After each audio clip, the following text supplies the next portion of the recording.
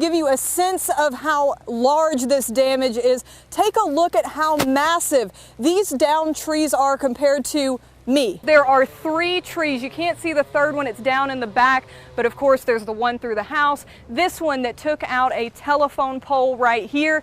And I want to draw your attention to the ground right here at my feet. There are power lines down all the way down to the corner. If I wipe, you can see how compacted that is. I mean, if I dig my heel into it, it's really hard to get down to that pavement. Evaluating that mask policy next month at their meeting, as is required by state law. And masks were just one agenda item tonight. Grace, the school board also approved bonuses for some employees.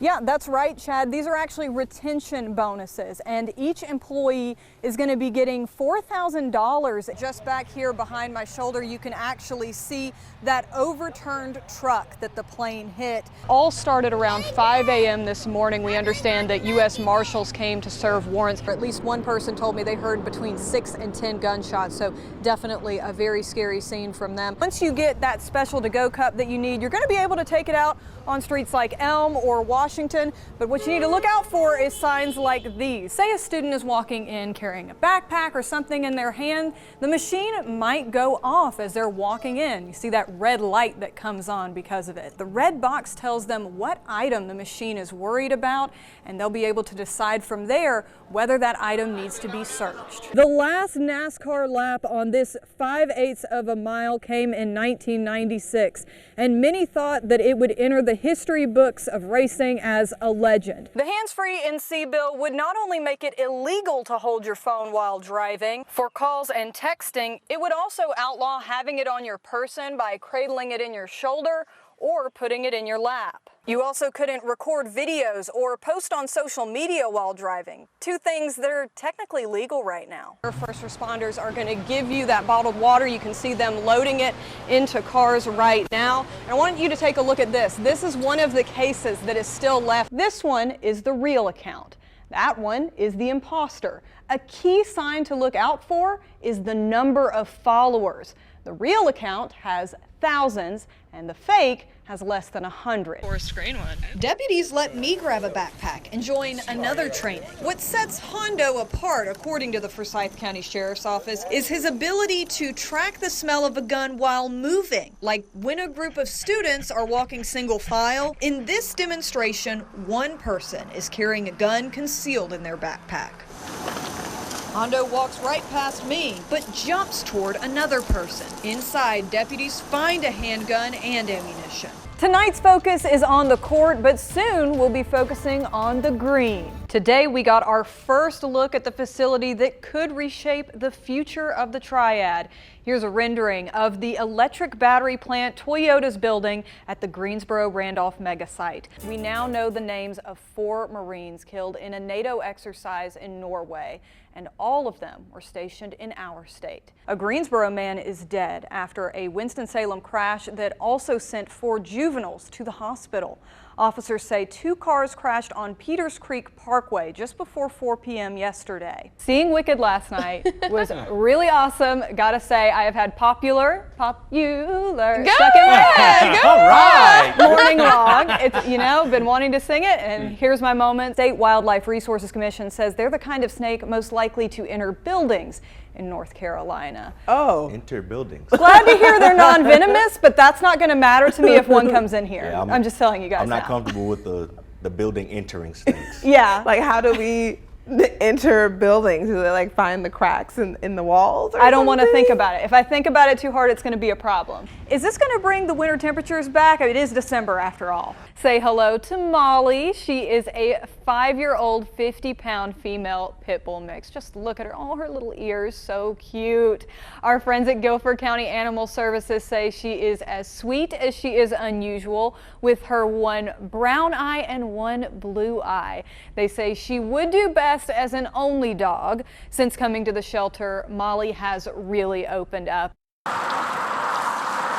At this farmer's market, it's possible to miss the garden for the flowers. Paul LaPara put down roots as an employee at Garden Valley Market years before he bought it. We love that people can find therapy in outdoors, in the flowers and the ambiance, and I mean, it was just one of those things that you want to do it when you're doing it. So. The ground he planted on shifted over the years because of construction. Our front property used to be out past the ditch out there. About 40 feet of the property plowed up and paved over, as NCDOT plants its garden just beyond La Paris Flowers. A stretch of highway known as the Urban Loop has been a thorn for the market, just feet from the overpass on Church Street. And it's been a pain. We've dealt with mostly with dirt and the noise and loud construction and the traffic. But with construction set to finish in early 2023, there are signs of an economic bloom along the loop. Like this new neighborhood just across the overpass from Garden Valley Market. Kelly Kolb initially worried the loop would be too noisy when he moved here 9 months ago. Instead, he found a growing sense of convenience. It starts at Elm Street, which is just right here, so we can kind of hit that to get down to like Wendover area or south going to Charlotte, things like that, and obviously going to Raleigh will be even easier when that opens up the rest of the way. LaPara and his customers can't wait to smell the roses, too. And it's going to be real nice being able to just hop off the bypass and go up 2 lights and get here, so it will help, yes. He hopes his market can be another blossom growing tall near the urban loop. Confusion at the track. Mass chaos. Human instinct kind of kicked in and just pick up your stuff, run away, and all I really thought was, I don't want to die. Hundreds of people running for the exit at Truist Stadium during a Junior Olympics track meet. No shots fired.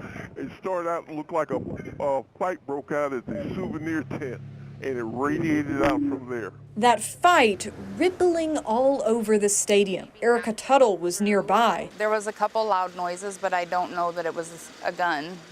It could have been something dropping or someone hitting something. Her son Carson McInerney was still on the track where rumors were spreading. all of a sudden there's just this huge rush of people just coming, and then there's people yelling shooter, gun, and just all types of stuff. Dozens of people called 911. I just saw everyone running. We're hiding under a bleacher right now. I don't know what is going on, but literally everybody is running out of the stage. I'm standing here next to a bunch of kids trying to protect them. I did not see or hear anything, no. But we have just been running and trying to barricade in the bathroom. Athletes as young as 4 years old separated from their parents. They were jumping the gates and stuff. And then we just heard booms, and then we didn't know where to explain. Now we're scared and sitting down on rock. Stay safe as possible and out of the way. Can you do that? Can you please hurry up, because I'm scared. I got all kind of help coming your way. EMS checked 11 people, 3 taken to the hospital with minor injuries. We've never experienced anything like this with the Junior Olympics. Tuttle left frustrated that a fight could cause this much fear and disruption at a youth event. The kids today, their competitions got postponed. We need to do better. He's inside of this box. Melissa McKinney carefully handles this cremation urn for a man she and her goddaughter never met. It was just kind of weird, like, out of all the things you could find. Shayna Montague says she was driving through a Greensboro neighborhood looking for a new home. Because she's displaced from her own home. This is how it all began. She's trying to find a home for her and her children. But instead, she found something else in the trash while looking for a rental. I thought it was a money bag, but it wasn't. It was Mr. Oscar, and I just kept him with me. And to me, I don't think you should just throw people away. I don't know if they meant to throw him away. She's taken the ashes of Oscar Sherwin Tabb with her everywhere since discovering him. It's like as soon as I picked him up, good stuff started happening. I got free ice cream from McDonald's, I found $20 on the ground. I was like, Oscar, you good luck. And we ain't even no kin, but I'm your friend, Oscar. She is hoping to return him to his actual family. Y'all probably think I'm crazy, but you know what? To me, this is a real sentimental thing, and this is amazing. If you got him cremated and kept him for so many years, obviously he was special to someone. There are a few clues on Tabb's box. It says he died in January 2014 and lists Allen & Associates Mortuary in Greensboro.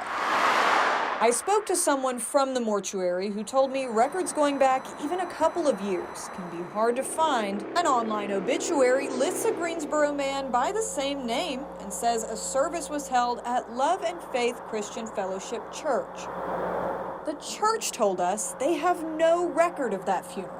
Now, Montague and her godmother are hoping that getting the word out will help them find his family. I don't know the kind of person he was, but what I know is I'm in hopes that once you all reunited, that it brings you some type of peace to know that he was taken care of once we found him. They say if they can't find his family, they'll have a burial in the hopes of putting his spirit at rest. In Greensboro, Grace Holland, WFMY News 2. It's game time inside the Triad Basketball Academy.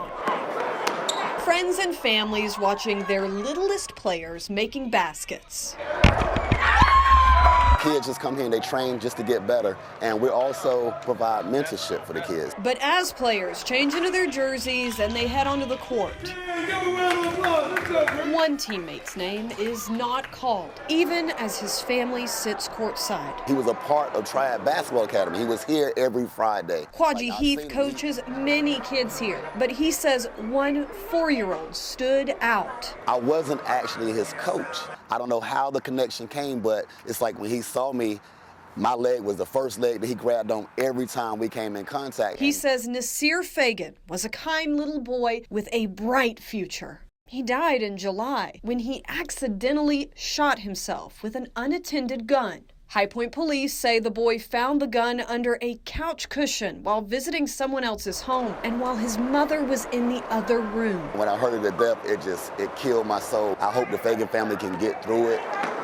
Halftime brought a moment to reflect as his family came to half court in tears. The Academy offering them this black jersey with his name and golden wings around his number 9. They plan to retire his number. We just wanted to give them all the attention because I know they need it in these times. Heath hopes other parents leave the game with an important reminder. We just got to open up our eyes, pay close attention to these kids, guide these kids, be there for these kids.